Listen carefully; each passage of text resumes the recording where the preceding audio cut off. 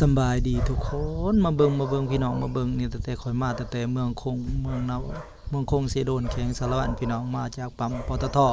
นาปุงมาฮอดปากเซพี่น้อง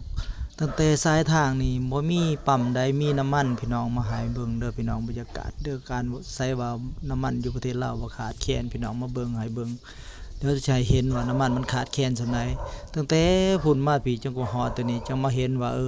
ปั๊มน้ำมันเสือไฟลาวอยู่ปากเสจังมีน้ำมันพี่น้องมาเบิ่งนี่เลียนคิวกันเต็มแบบพี่น้องป้าโตเฮ็ดบุญน้ำมันอีกแล้วพี่น้องมื้อนี้มาฮอดปากเสเรียบร้อยแล้วก็มาเห็นอยู่อันนี้ปั๊มเสือไฟลาวนี่มาเบิ่งพี่น้องเบิ่งรถเต็มถีบข่อยก็บ่เข้าเลยว่าก็สิไปเข้าบันใหม่ดอกคันเดียวนี้ตายบ่มีน้ำมันพี่น้อง